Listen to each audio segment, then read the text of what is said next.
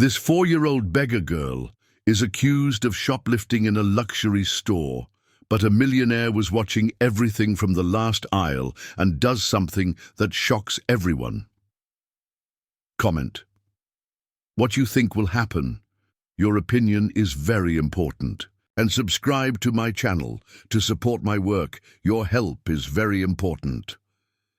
The bell above the Gilded Lily boutique chimed softly as Lily, only 6 years old, pushed open the heavy glass door with her small, grimy hands. Her bare feet left damp prints on the polished marble floor, a stark contrast to the refined atmosphere of the most expensive store in Aspen. The tattered dress she wore, once white but now yellowed and torn at the edges, hung loosely on her, a thin frame. The girl walked slowly among the racks of expensive clothes, her brown eyes fixed on something specific. She showed no curiosity about the luxurious items around her, nor any intimidation from the surroundings. There was a strange determination in her movements, as if she knew exactly what she was looking for. At the main counter, a jewelry display caught her attention. There, among pearl necklaces and diamond earrings, shone a small, simple gold ring, with a delicate heart shape engraved on its surface. Lily stopped in front of the display case, breathing heavily against the glass. "Violet," she whispered so softly that only she could hear. "It's just like Mom's." Her small, dirty fingers pressed against the glass, leaving marks that were soon noticed by Brittany, the blonde saleswoman who was arranging clothes nearby. The middle-aged woman frowned upon seeing the ragged child in her pristine store. "Little girl, you can't be here," said Brittany, approaching with firm steps. "This isn't a place for children like you." Lily didn't respond, continuing to gaze. At the ring, with a disturbing intensity, tears began to trickle silently down her dirty face, but she didn't make a sound. "Where are your parents?" insisted Brittany, now in a louder tone, attracting the attention of other employees. "You can't stay here making a mess." From the last aisle of the store, Mr. Harrison observed the scene in silence. The 52-year-old businessman, wearing an impeccable Italian suit, had entered the boutique to buy a gift for a business meeting, but now his attention was completely focused on the small, fragile figure in front of the display case. There was something about the girl's demeanor that deeply intrigued him. She wasn't crying dramatically as one would expect from a scared child. She wasn't begging for help or trying to run away.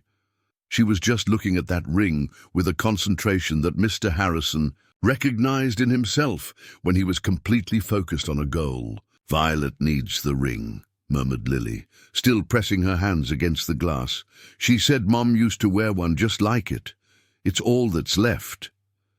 Brittany called Jake, the store security guard, a burly man who approached with a stern expression. "You need to get this child out of here immediately. She's disturbing our customers."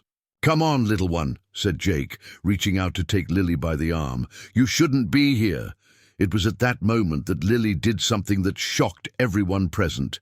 With a quick and desperate movement, she managed to open the display case, taking advantage of a moment of inattention by the employee, and grabbed the gold ring, hiding it against her chest as if it were the most precious thing in the world. "She stole it!" shouted Brittany, her voice echoing throughout the store. "Stop her! Let's call the police!" The commotion took over the boutique.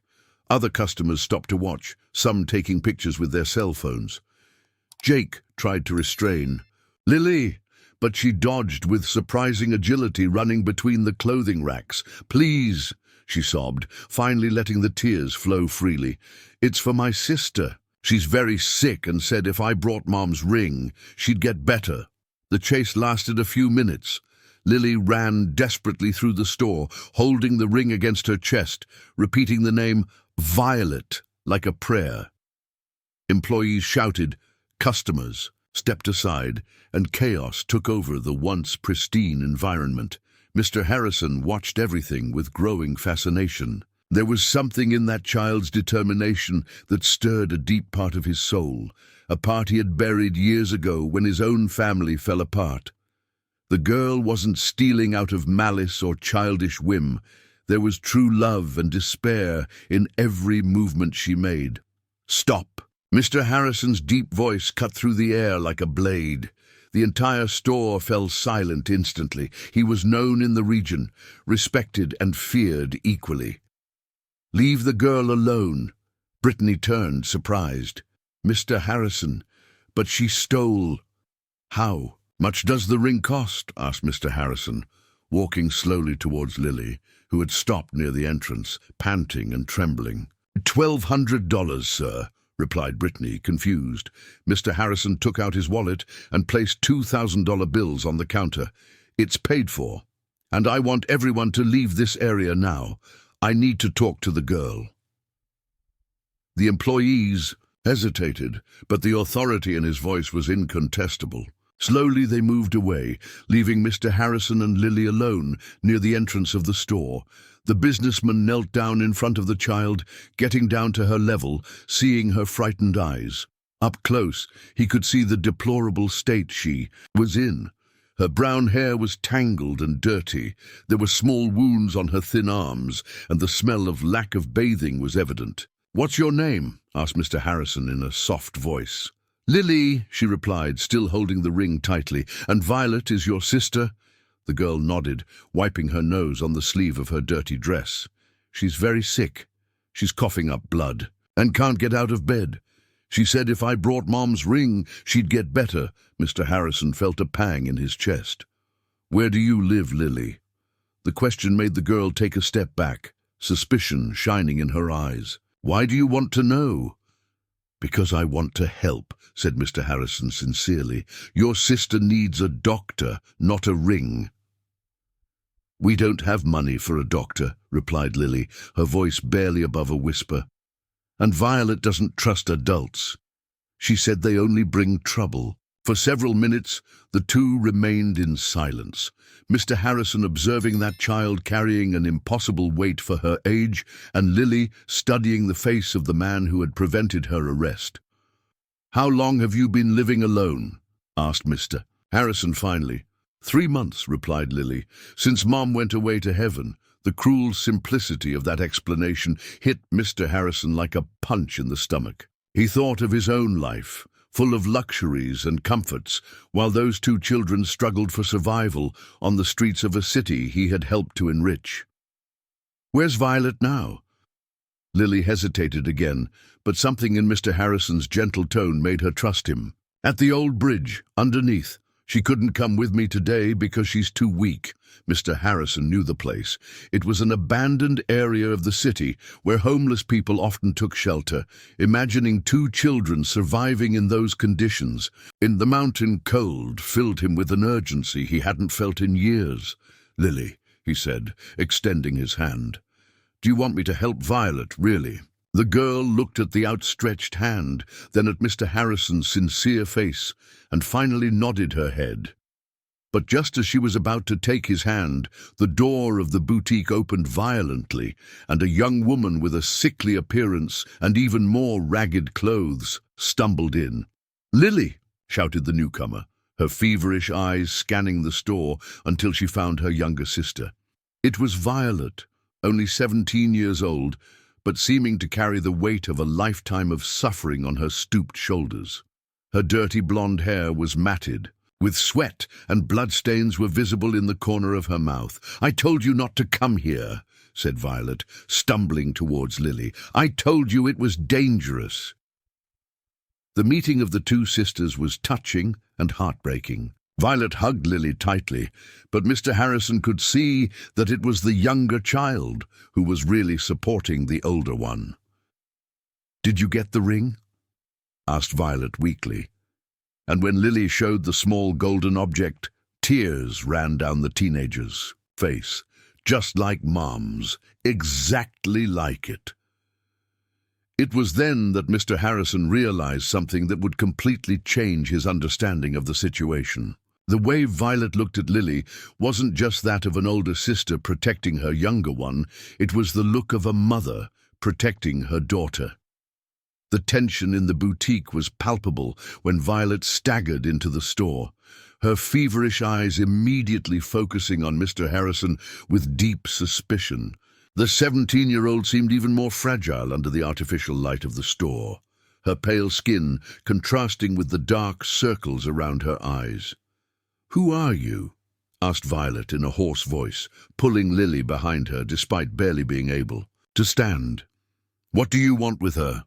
Mr. Harrison remained kneeling, keeping his hands visible and his posture non-threatening. He recognized the genuine terror in the young woman's eyes, a fear that went far beyond mere distrust of strangers. "My name is Mr. Harrison," he said calmly. "I paid for the ring. I want to help you." "We don't need your help," replied Violet. But a new wave of coughing interrupted her, and this time the blood she spat into her hand was more abundant. Lily despaired, trying to wipe the blood with the sleeve of her dirty dress. "Violet, you need a doctor," insisted Mr. Harrison, getting up slowly. "You're very sick." "Doctors cost money," said Violet bitterly. "And people like you always want something in return. Always." There was a hardness in her voice that didn't match her young age. Mr. Harrison realized that this girl had grown up too fast, had seen things that no teenager should see. "Let's go, Lily," said Violet, holding the child's hand. "We have to get back before dark." "Wait," called Mr. Harrison, and something in his tone made Violet stop. "At least let me give you a ride to where you're staying. It's starting to rain." As if summoned by his words, the rain began to beat against the windows of the boutique. Autumn in Aspen was harsh, and both girls were wearing clothes unsuitable for the mountain cold. Violet looked at Lily, who had begun to shiver, and her protective instinct spoke louder than her distrust. "Just to the bridge," she said finally. "Nothing more." The ride in Mr. Harrison's luxury car was silent and tense. Violet kept Lily close, watching the businessman's every move through the rearview mirror. Lily, in turn, played quietly with the gold ring, whispering words that Mr. Harrison couldn't distinguish. When they got near the old bridge, Violet asked to stop. "This is fine," she said, already opening the door. "Violet," called Mr. Harrison, before she left. "I work with coffee shops in town. I always need people to help with cleaning, organizing. If you want—" "No," she interrupted immediately. "I already said we don't need help." But Mr. Harrison saw the hesitation in her eyes before she got out of the car with Lily. He watched them walking towards the abandoned structure under the bridge, two small and vulnerable figures against the cold and damp landscape. That night, Mr. Harrison couldn't sleep. He kept thinking about the two girls sleeping in the open air, about Violet's bloody cough, about Lily's determined look. There was something about that situation that touched an old wound in his chest, a guilt he had carried for 5 years. Next morning, he returned to the site with a private doctor, Dr. Miller, who had been treating his family for years. They found the girls exactly where he imagined, in a small shelter improvised with cardboard and tarpaulin under the bridge. Violet was worse. Her breathing was labored, and the fever had increased visibly. Lily was awake beside her, holding the gold ring and humming a lullaby softly. "Please," said Mr. Harrison, approaching carefully. "Let the doctor examine her. No obligation, no charges." Dr. Miller, a gentleman with grey hair, knelt beside Violet. His medical experience immediately identified the symptoms: advanced pneumonia, severe malnutrition, signs of prolonged stress. "She needs to be hospitalized immediately," murmured the doctor to Mr. Harrison. "A few more days like this and—" He didn't need to finish the sentence. Violet was dying. "I'm not going to any hospital," said Violet weakly but with determination. "They'll separate us. They'll take Lily." "I guarantee that won't happen," promised Mr. Harrison. "You'll stay together." "And why would you do that?" asked Violet, her feverish eyes studying his face. "What do you get out of helping two street tramps?" The word she chose, so harsh, so loaded with self-loathing, made Mr. Harrison clench his fists involuntarily. "You're not tramps," he said firmly. "You're children who need help." Violet laughed bitterly. "I stopped being a child a long time ago." Lily, who had watched the entire conversation in silence, suddenly stood up and walked to Mr. Harrison. With her big, serious eyes, she looked directly at him. "Are you really going to help Violet get better?" she asked. "I am," replied Mr. Harrison without hesitation. "And you won't try to separate us?" "Never." Lily nodded, as if she had made an important decision. Then she turned to Violet. "He can help. I feel like he can." The child's blind trust in her assessment seemed to shake something within Violet. She looked at Lily, then at Mr. Harrison, and finally at Dr. Miller, who was waiting patiently. "If they try to separate us," she began. "They—" "Oh, won't," interrupted Mr. Harrison. "You have my word." 2 hours later, Violet was hospitalized in the city's private hospital, in a private room where Lily could stay with her. Mr. Harrison had taken care of all the details. Clean clothes, adequate food, medication. But as the days passed, and Violet began to recover physically, her distrust of Mr. Harrison only grew. She watched his every gesture, analyzed every word, looking for the trap she was sure existed. "Why are you doing this?" she asked one afternoon, when Mr. Harrison brought coloring books for Lily. "Nobody helps strangers without wanting something in return." Mr. Harrison hesitated before answering. There was an honest question in those young eyes, but also a deep pain that he recognized. "Because 5 years ago, I didn't help someone when I should have," he said finally, "and that person suffered because of my omission." "Who was it?" "My wife," replied Mr. Harrison, his voice filled with remorse. "She needed me when we lost our baby, and I took refuge in work. I left her to face the pain alone." Violet studied him for long moments. "And she left." "She did. And she had every right to. So you're trying to feel better by helping us?" The accusation was direct and painful. Mr. Harrison considered denying it, but there was a sharp intelligence in Violet's eyes that demanded complete honesty. "In the beginning, maybe," he admitted. "But now it's different. You two remind me that there's still real goodness in the world, that it's worth fighting for." Violet remained silent, processing his words. Across the room, Lily slept soundly, finally resting properly for the first time in months. "She's not my sister," said Violet suddenly, so softly that Mr. Harrison almost didn't hear. "What? Lily? She's not my sister." Violet looked at the sleeping child, her eyes filling with tears. "She's my daughter."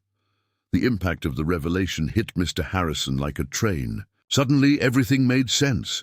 The fierce protection, the way Violet looked at Lily, the forced maturity of the young woman. "I was 11 when she was born," continued Violet, her voice trembling. 11 years old, and I didn't even know how to hold a baby right."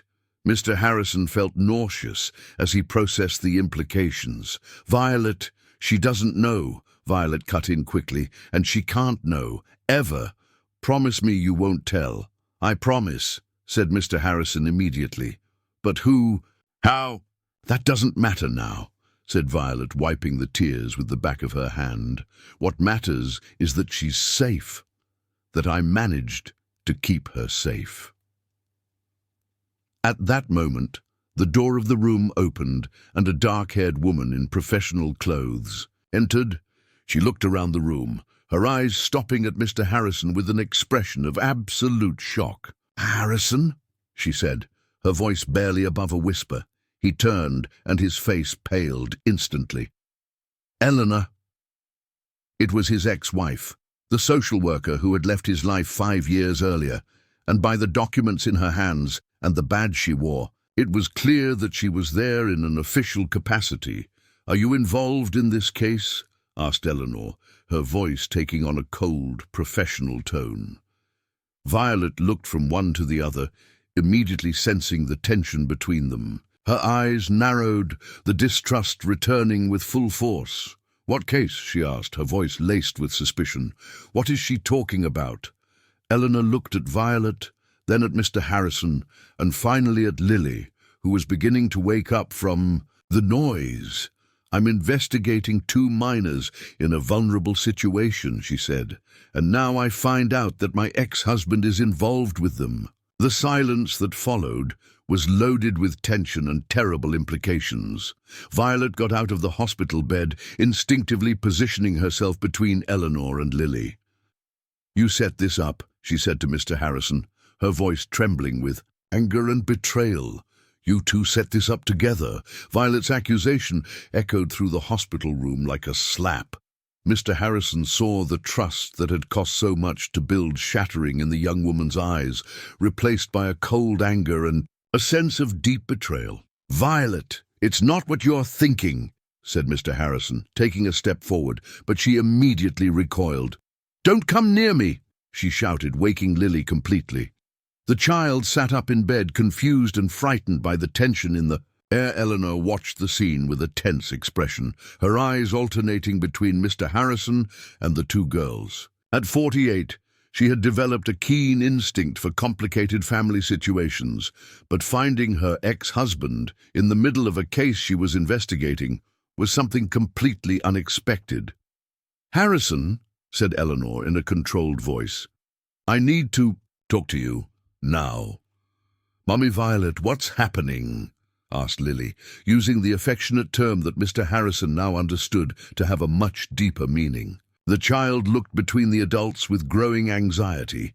Violet forced herself to calm down, sitting on the edge of the bed and pulling Lily close to her.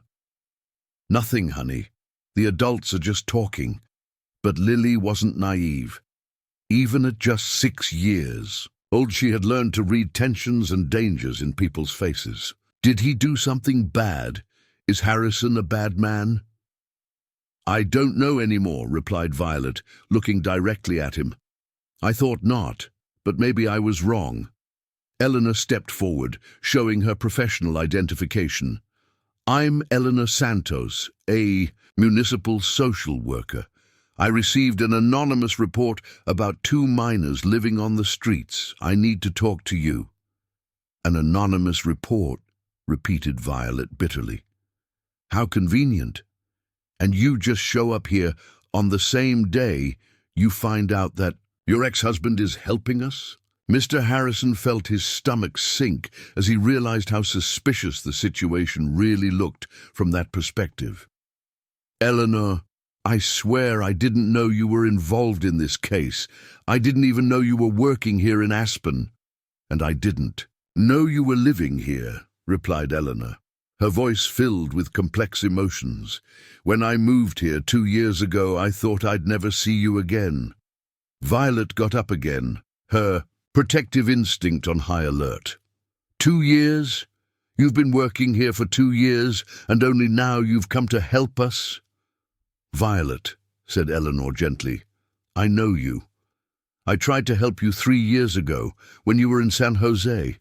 You ran away from the municipal shelter before I could complete your follow-up process." Violet's face paled. You remember me?" A 14-year-old pregnant girl who refused to reveal the name of the baby's father. "How could I forget?" Eleanor approached carefully. "You were so scared, so protective of your belly. When I woke up the next day and learned that you had run away in the middle of the night, You tried to find me?" asked Violet, her voice breaking. "For months," admitted Eleanor. "I visited every place where a pregnant teenager might be. Hospitals, clinics, other shelters. I never found you." Lily looked from one to the other, trying to understand the adults' conversation. "Violet, why is the lady talking about when you were little, and why did she talk about a baby?" Violet froze, realizing that dangerous information was being revealed. "Lily, how about you go play in the hospital garden? Just for a few minutes." "I don't want to," said Lily firmly. "I don't want to leave you alone with them. What if they try to take you away?" Lily's absolute trust in her protection broke Violet's heart. She looked at Mr. Harrison, then at Eleanor, feeling cornered and confused. "It's okay," said Eleanor softly. "Lily can stay, but I need to ask you some questions, okay?" Violet nodded reluctantly, keeping the child close. "Where are you currently living?" "Under the old bridge," replied Violet. "For 3 months." "And before that?" Violet hesitated. "A house on the outskirts with my mother." "Is your mother still alive?" asked Eleanor, taking notes. "No." Violet's voice was reduced to a whisper. She went away. Forever." Mr. Harrison noticed how she avoided using the specific word in front of Lily, just as the child had done in the boutique. They had both developed a code for dealing with losses that were too great to be named directly. "And Lily's father?" asked Eleanor. The question made Violet stiffen completely. "She doesn't have a father, never did." "Violet, every child has a biological father." "No!" shouted Violet, startling Lily. "She doesn't have a father. She only has me. It's always been just me and her." The despair in her voice was so pure and painful that even Eleanor, accustomed to difficult cases, was shaken. There was something in Violet's reaction that suggested deep trauma associated with Lily's paternity. "It's okay," said Eleanor calmly. "We're not going to talk about that now." At that moment, Lily did something that surprised all the adults. She stood up, walked to Eleanor and took her hand.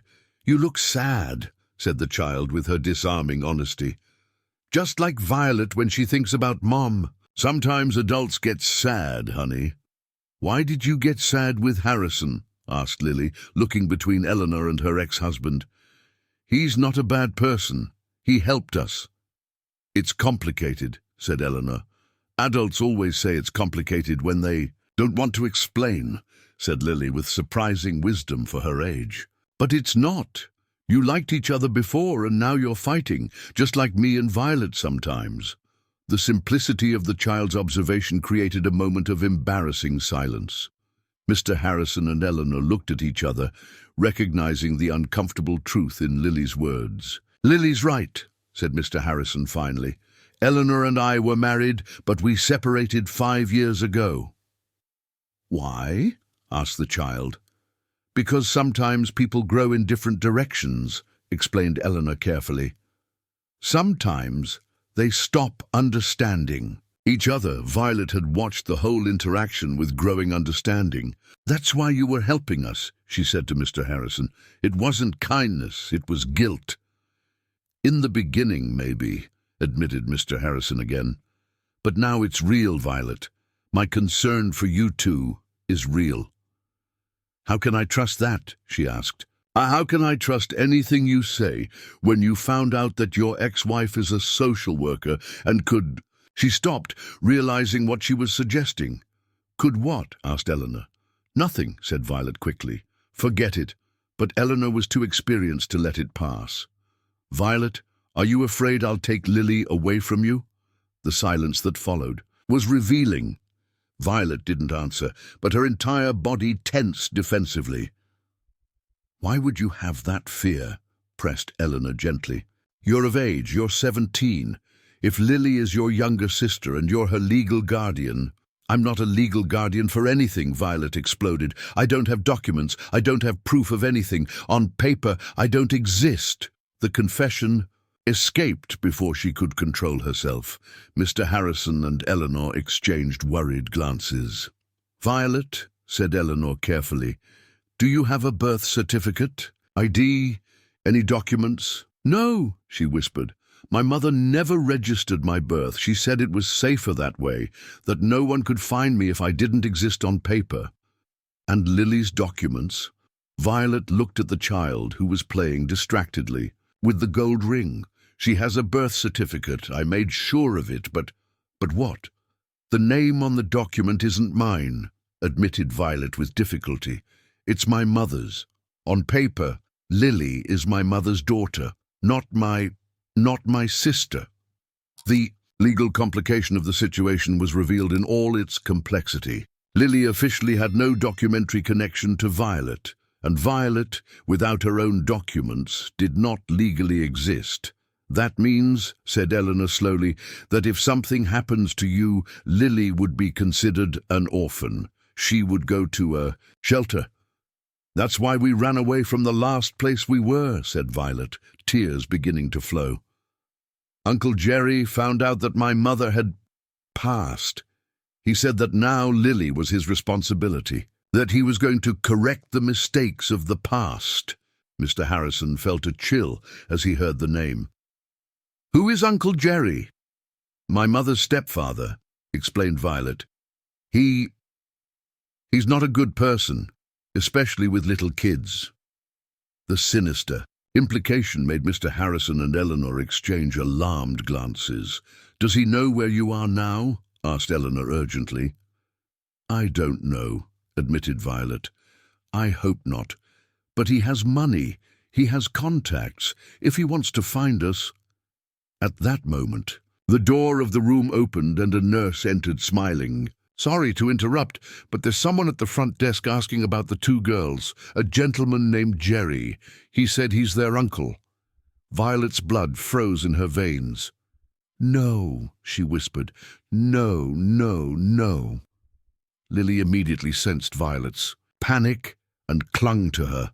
Is Uncle Jerry here? She asked in a small, frightened voice. He said he received a call about the hospitalization, continued the nurse innocently. He's very worried. He wants to come up to see them. Violet staggered, out of bed, her eyes scanning the room for an escape. We have to get out of here, now. Violet, calm down, said Mr. Harrison, finally understanding the gravity of the situation. You don't understand, she shouted, picking up Lily despite her own weakness. He can't find us. He can't take her. But it was too late. Heavy footsteps echoed through the hallway, approaching the room, and in the voice that reached them there was an oily falseness that made everyone's stomach churn. Where are my girls? Daddy Jerry has come to get you. The oily voice of Jerry echoing through the hallway made Violet panic completely. She held Lily tightly, her eyes desperately scanning the room for an exit that didn't exist. The window, she whispered to Mr. Harrison. Can we get down through the window? We're on the 3rd floor, he replied, trying to keep her calm. Violet, breathe. We'll figure this out. You don't understand, she said, her voice breaking. If he gets Lily... Eleanor stepped forward, her professional training taking over. Nurse, can you ask the gentleman to wait at the front desk? Tell him the girls are undergoing a medical procedure and can't receive visitors at the moment. The nurse looked confused, but nodded and left the room. Eleanor quickly locked the door behind her. That's only going to give us a few minutes, she said. Violet, I need you to tell me everything about this man, now. Violet was trembling, holding Lily, who had started to cry softly. Jerry Silver. He was married to my grandmother for a couple of years, when I was little. Then he married my mother when I was 9 years old. And what did he do? Asked Eleanor gently, although she already suspected the answer. Violet looked at Lily, hesitating. The child, even frightened, paid attention to every word. Lily, want to play the counting to 100 game, suggested Mr. Harrison, understanding the need to protect the child from certain information. Really slowly, covering your ears. Lily looked at Violet, who nodded encouragingly. The girl began to count softly, covering her ears with her little hands. He started to touch me when I was 10 years old, Violet whispered, the words coming out with difficulty. He said it was normal, that it was family affection. My mother worked at night, so... She couldn't finish the sentence. Mr. Harrison felt a cold anger taking over his chest, while Eleanor maintained her professional expression, although her fists were clenched. Is Lily his daughter? Asked Eleanor carefully. Violet nodded, tears streaming silently. I was 11 when I found out I was pregnant. I didn't even understand what was happening to my body. Did your mother know? I tried to tell her, said Violet. But Jerry said if I said anything, he was going to send me to a place where bad people do bad things to children. That no one would believe me because I was troubled. Knocks on the door interrupted the conversation. Violet? Lily? I know you're in there, Daddy. Jerry just wants to talk. The false, honeyed voice made Lily stop counting and cling tighter to Violet, even with her ears covered. He's not our daddy, whispered Lily. Why does he talk like that? Violet kissed her daughter's forehead. Because he's not a good person, honey, and people who aren't good sometimes lie. Mr. Harrison approached the door. Mr. Jerry, I'm Mr. Harrison. The girls are under my medical care at the moment. Ah, Mr. Harrison. The voice on the other side of the door changed immediately, assuming a respectful tone. I know your reputation in town. I'm Jerry Silver, legal guardian. Of the girls, I need to take them home. He's not a legal guardian of anyone, Violet whispered desperately to Eleanor. He doesn't have any documents to prove it. Eleanor took out her cell phone and quickly typed a message. I'm asking other colleagues to verify his legal status, she murmured. Mr. Silver, said Mr. Harrison through the door. The girls are undergoing medical treatment. They need to remain under observation for a few more days. I understand perfectly, replied Jerry, but as their guardian, I have the right to be present during the treatment. I have documents that prove my authority. Eleanor received a response on her cell phone, and her face paled. She showed the screen to Mr. Harrison. Jerry Silver has temporary custody of Lily Silver, granted 2 weeks ago by the Court of San Jose due to the death of the mother and absence of other guardians. How is this possible? Whispered Mr. Harrison. He must have bribed someone, said Violet, falling into total despair. He has money, he knows people. He always said that if he needed it, he could get any paper. The knocks on the door became more insistent. Mr. Harrison, I appreciate your concern, but I need to insist. I'm the legal guardian of the girls. Lily began to cry louder, feeling the adult's tension. I don't want to go with him, she sobbed. Please, don't let him take me. The desperate plea of the child broke the hearts of everyone in the room. Mr. Harrison made a decision. Mr. Silver, I understand your concern, but as the girls are under emergency medical care, any decision about their custody needs to be discussed with social services. Ms. Eleanor Santos is here to assess the situation. There was silence on the other side of the door. When Jerry spoke again, his voice had lost all the oily falseness. Eleanor Santos, the social worker? Yes, replied Eleanor, approaching the door. Mr. Silver, I need to talk to you about some inconsistencies in the custody documents. What inconsistencies? His voice now sounded tense. You requested custody of a child whose name is registered as the daughter of a woman who died 3 years ago, not a few weeks ago, as stated in the process. Violet looked surprised at Eleanor. How do you know that? Because I followed your mother's case 3 years ago, explained Eleanor. She died of an overdose, and at the time there were no records of any children under her responsibility. The documents he presented are falsified. On the other side of the door, they heard footsteps moving away quickly. Jerry had fled. He'll be back, said Violet, still trembling. He always comes back, and now that he knows where we are— No, said Mr. Harrison firmly. Now that we know he's using false documents, we can protect you legally. Eleanor was typing rapidly on her phone. I'm requesting a full investigation into Jerry Silver and immediate cancellation of any fraudulent custody documents. Lily had stopped crying and now looked between the adults with her big, serious eyes. He can't take me now. No, honey, said Violet, hugging her. He can't. And you won't have to go away. The innocent question revealed Lily's real fear, not only of Jerry, but of losing Violet too. Never, promised Violet. We'll always be together. Mr. Harrison watched the scene, mother and daughter comforting each other after another trauma, and felt a determination growing inside him. Those two wouldn't go through any more suffering if he could help it. "Eleanor," he said, "how long have you been investigating cases of fraudulent documents in the region?" "About 6 months," she replied. "Why?" "Because I suspect Jerry isn't acting alone. Someone is helping him get these false documents." At that moment, Eleanor's phone rang. She answered, listened for a few moments, and her face grew increasingly serious. "I understand," she said finally. "Thank you for the information." She hung up and looked at the others with a grave expression. "What is it?" asked Mr. Harrison. "Jerry. Silver isn't just an abuser fleeing justice," said Eleanor. "He's being investigated for a document forgery ring that facilitates the exploitation of vulnerable minors." "What do you mean?" asked Violet. "He gets false custody of orphaned or abandoned children and then uses them for illegal activities, targeted thefts, child labor, worse things." Mr. Harrison remembered the incident at the boutique. "The ring," he said slowly. "Lily trying to get the ring in the store. Do you think that she may have been trained for that?" completed Eleanor. "It's possible." Violet turned pale. "No, she wanted the ring because it looked like my mother's. She told me she wanted to give it to me as a gift so I could get better." "I'm sure that's what it was," said Mr. Harrison quickly, seeing the panic in Violet's eyes.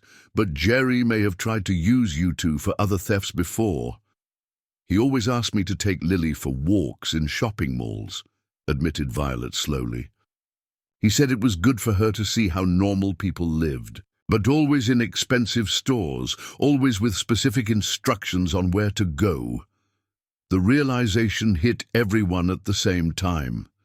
Jerry had been preparing Lily for a life of crime, using her innocence and vulnerable appearance as tools. "How many other children must he have under control?" murmured Eleanor. Before anyone could answer, another knock on the door made them freeze. But this time it was the nurse's voice.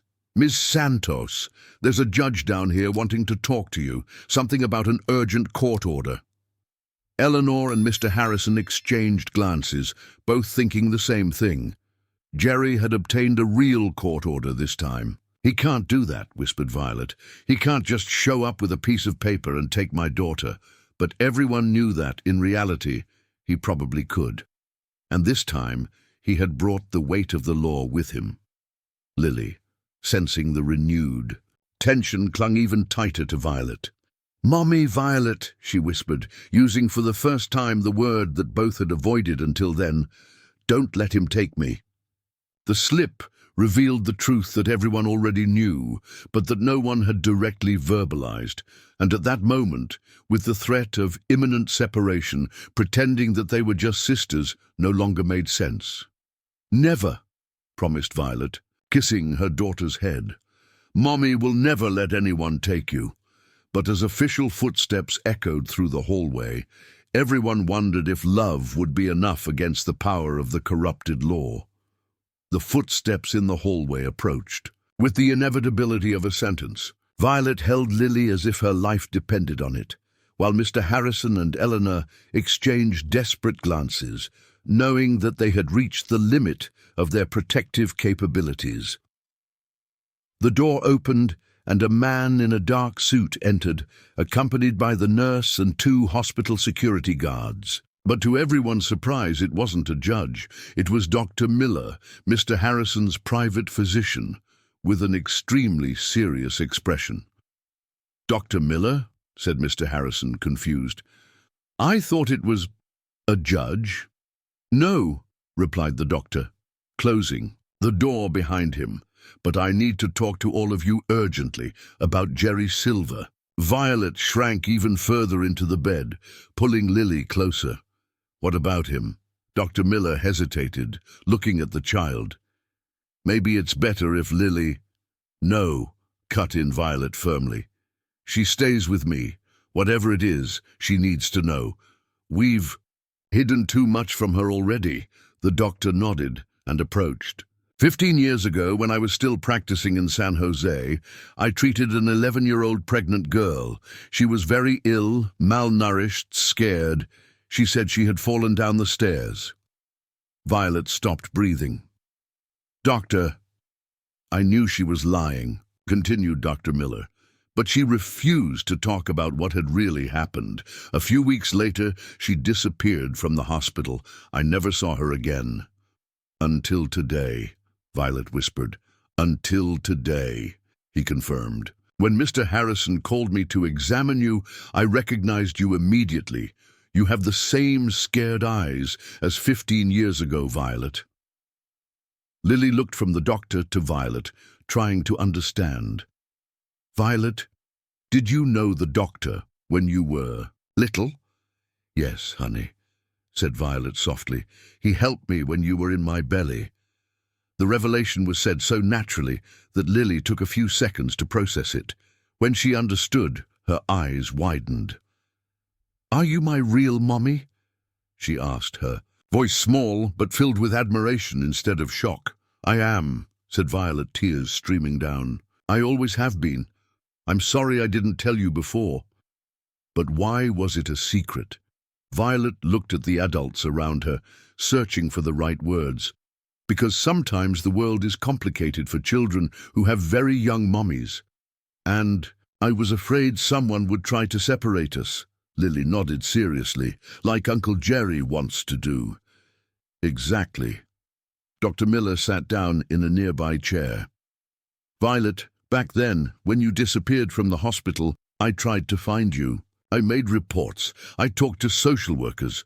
But no one seemed interested in looking for a pregnant street girl. Why are you telling us this now? Asked Eleanor. Because today, when I saw Jerry Silver in the hospital lobby, I recognized him too, said the doctor, his voice filled with contained anger.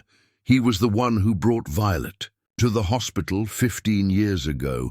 He said he was her stepfather, that she had fallen down the stairs. The silence that followed was charged with horror and understanding. He took you to the hospital? Asked Mr. Harrison, incredulous. Only because I was bleeding too much, said Violet bitterly.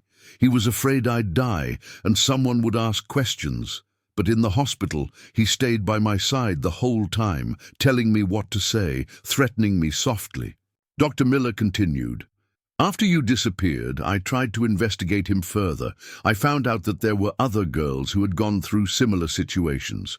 Always the same stories: domestic accidents, falls, burns.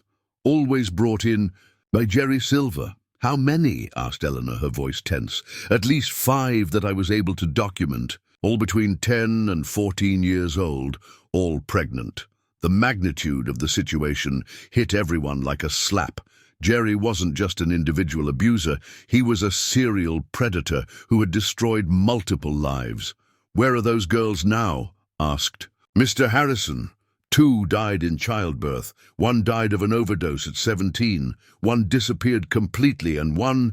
He looked at Violet.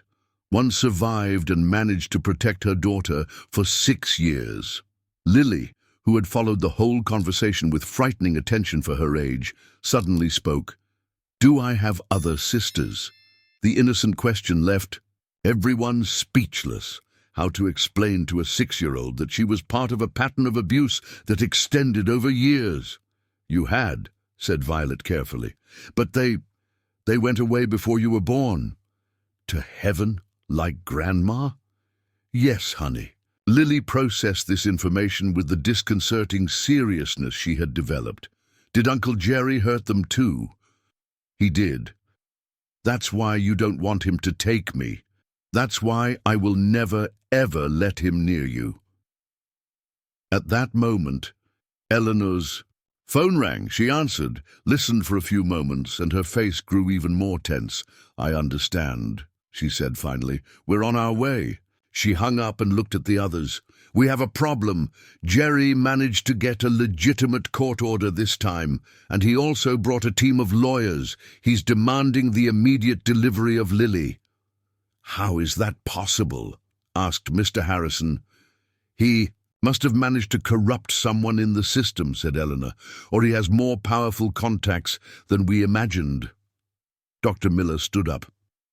There's something else you need to know. When I was investigating Jerry years ago, I discovered that he didn't work alone. There was a larger scheme involving document forgery, corruption of public officials, even some judges." "What kind of scheme?" asked Mr. Harrison.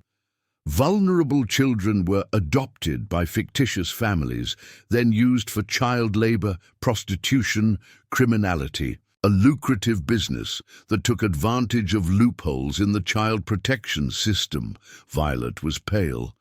"And now they want Lily for that." "Probably," confirmed the doctor.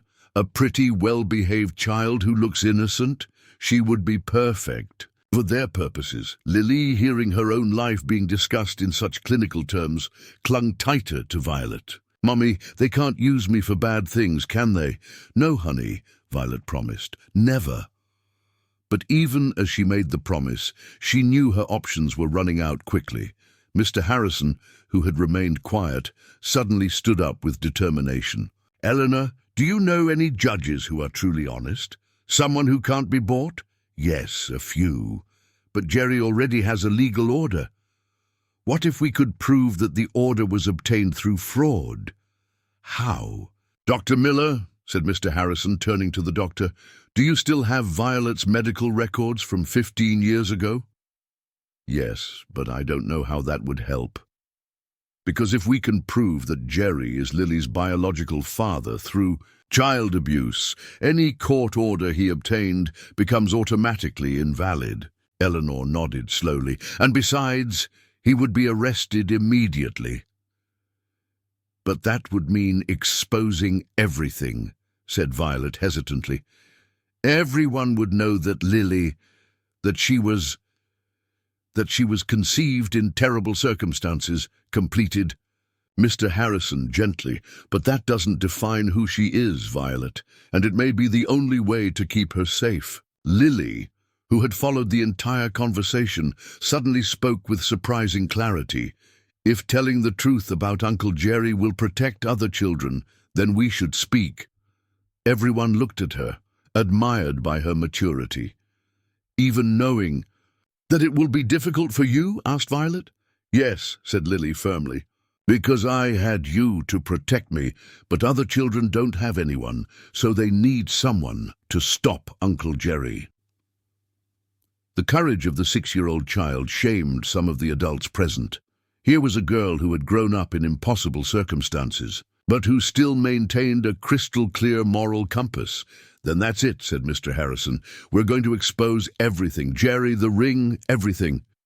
"It will be dangerous," warned Dr. Miller. "People with that kind of power don't give up easily." "Neither do we," said Violet, her voice gaining a strength she hadn't had in years. At that moment, urgent knocks on the door interrupted them. It was the nurse again, but this time she seemed genuinely alarmed. "Ms. Santos, you need to come downstairs." "Now, the man who says he's the girl's uncle has brought police officers. They're demanding entry to the room." From the hallway, they could hear loud voices, arguments, footsteps of several people. "He's coming up," said the nurse, "with a court order and police escort." Violet panicked again, but this time Lily was the one who comforted her. "Mommy," said the child, holding Violet's face between her small hands. "Remember you taught me that good people always win in the end." "Yes, honey. So let's be the good people," said Lily with determination, "and we're going to win." The simplicity of the child's faith gave strength to all the adults present.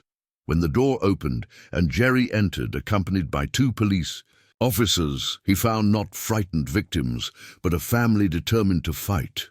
"I've come to get my daughter," said Jerry, his official voice only partially masking the cruel satisfaction in his eyes. "She's not your daughter," said Violet, standing up and standing in front of Lily, "and she never will be." "I have documents that say otherwise," replied Jerry, showing official papers. "And now I have a police escort to ensure that the law is enforced." But Mr. Harrison stepped forward, a folder in his hands. "And we have evidence that your documents were obtained through fraud, perjury, and corruption," he said calmly. "Dr. Miller, can you hand over the medical records to the officers?" Jerry's expression changed instantly, going from confidence to something very close to panic. The final battle was just beginning. The confrontation in the hospital room intensified when Dr. Miller handed a thick folder to the police officers. Jerry, realizing that his facade of legality was crumbling, tried to maintain his composure, but the sweat on his forehead betrayed him. "These are medical records from 15 years ago," explained Dr. Miller to the officers, "documenting sexual abuse against an 11-year-old minor perpetrated by the man who now claims custody of the child born from that abuse." The older officer, Sergeant Mendez, leafed through the documents with an increasingly serious expression. "Mr. Silva, can you explain these allegations?" "They're lies," exclaimed Jerry, but his voice had lost all its previous authority. "Documents forged to incriminate me. Official medical documents with hospital records cannot be forged so easily," said Eleanor, showing her professional identification. "I'm a social worker, and I can confirm that this case has been under investigation for months." Lily, watching the adults' discussion, suddenly got out of bed and walked directly to Jerry. Everyone tensed, but she just looked him in the eyes with a seriousness disturbing for her age. "Why do you want to take me if you don't like me?" she asked simply. The innocent question, asked with the brutal honesty of a child, made Jerry visibly uncomfortable. I'm your legal guardian." "But you never gave me affection," continued Lily. "Never played with me, never made me laugh." "Violet does all that. Why does someone who doesn't love me want to take me away from someone who loves me?" The simple but irrefutable logic of the child created an embarrassing silence. The police officers looked from Jerry to Lily, clearly disturbed by the situation. "Mr. Silva," said Sergeant Mendez, "I need you to come with us for clarification. These are very serious charges." "You can't do this," protested Jerry. "I have rights. I have a court order." "An order that may have been obtained through fraudulent documents," intervened Mr. Harrison, "and that will certainly be challenged when the competent authorities analyze this evidence." At that moment, Eleanor's cell phone rang. She answered, and quickly, listened for a few moments, and a smile appeared on her face for the first time in hours. "It was the district attorney," she announced. "The investigation into the document forgery ring has achieved a major breakthrough. 3 registry office employees have confessed to receiving bribes to create false birth and custody records." Jerry paled completely. "And more," continued Eleanor. "They provided a complete list of fraudulent documents issued in the last 5 years, including those being used in this case." The second officer had already positioned himself behind Jerry. "Jerry Silva, you're under arrest for document forgery, corruption of public officials, and suspicion of sexual abuse of minors." As Jerry was handcuffed, he made a last desperate attempt. "You don't know who you're messing with. I have important contacts. This isn't going to stay like this." "Actually," said a new voice from the door, "your important contacts have already been arrested too." Everyone turned to see a woman in a dark suit with Justice Department identification. "I'm Prosecutor Helen Cardoso. The operation to dismantle this child exploitation ring was launched this morning. 17 people have been arrested, including 2 corrupt judges." Jerry was led out of the room in complete silence, his final threat proving as empty as his legal authority. When the door closed behind him, Violet finally collapsed. All the fears, traumas, and tensions of the last few days hit her all at once. She sat heavily on the bed, trembling uncontrollably. "Is it over?" she asked in a shaky voice. "Is it really over?" "It's over," confirmed Eleanor gently. "Jerry can't hurt you anymore." Lily climbed onto the bed and hugged Violet. "Mommy, can I stop being afraid now?" "You can, honey," said Violet, hugging her daughter. "We can stop being afraid." But there were still practical matters to resolve. Prosecutor Helen approached with a softer expression. "Violet, we need to regularize your documentary situation and the legal custody of Lily. It will be a process, but with the evidence we have, There. Shouldn't be any complications. And how long will it take? Asked Mr. Harrison. A few weeks for the basic documents, a few months for definitive custody, explained the prosecutor. In the meantime, Lily can stay under the temporary care of... Mine, interrupted Mr. Harrison, firmly. I want them to stay in my house until everything is resolved. Violet looked at him in surprise. Harrison, you don't have to... I do, he said. You two taught me that family isn't just who you're born with. It's who you choose to be with. Dr. Miller approached Violet. There's one more thing. During all these years, you never had psychological counseling to process the trauma you suffered. Now that Jerry has been arrested and you're safe, it would be important to consider therapy. I don't know if I can talk about those things, admitted Violet. It doesn't have to be now, said Eleanor softly. When you're ready. And Lily can also benefit from counseling to process everything she's been through. Lily looked at the adults around her, Violet, Mr. Harrison, Eleanor, Dr. Miller, and realized something she had never experienced before. Stability. For the first time in her short life, she was surrounded by adults who genuinely cared about her well-being. Can I ask something? She said shyly. Of course, honey, replied Mr. Harrison, now that we don't have to run away anymore. Can we have a real house, with toys and books? The simple question broke the hearts of everyone present, a 6-year-old child who had never had her own toys or books to read. Yes, promised Mr. Harrison, a real house, with everything you need. And can Violet work at your coffee shop? She's very smart and works very well. Violet blushed. Lily, you don't have to... But it's true, insisted the child.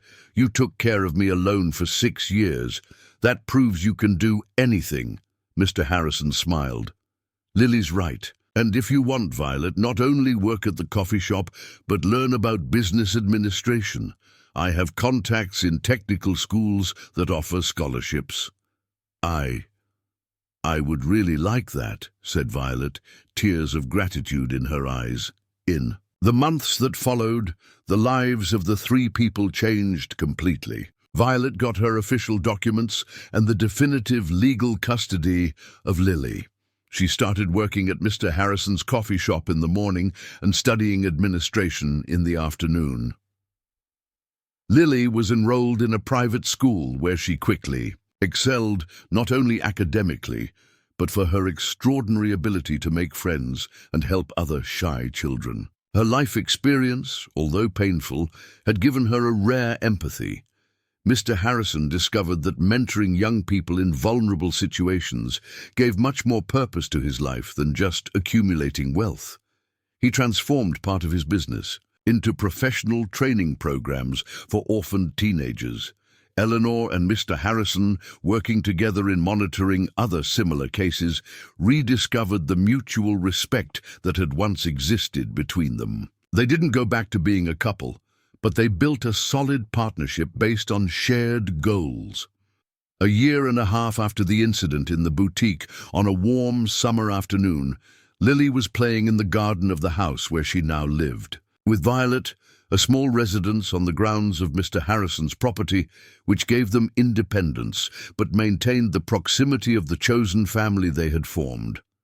Violet, now 19 years old, was organizing papers from the small craft business that she had started with other young women who had gone through similar experiences. The money wasn't much, but it was honest and gave her pride. Mom, called Lily, now openly using the term she had avoided for so long, can I show you something? Violet looked up and saw Lily holding the small golden ring she had stolen from the boutique so long ago. You still have the ring? Asked Violet, surprised. I've always had it, said Lily, but now I know why it was so important to me. Why? It wasn't because it looked like Grandma's, explained Lily with the wisdom of her now 8 years. It was because, when I got it, it was when you started to trust that someone could really help us. Violet knelt down to her daughter's level.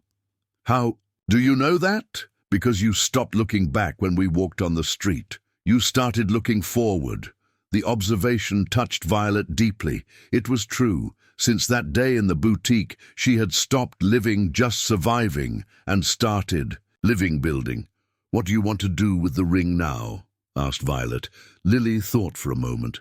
"I want to keep it. Not because it reminds us of the past, but because it reminds us that even in the most difficult moments, there's always a way for things to get better."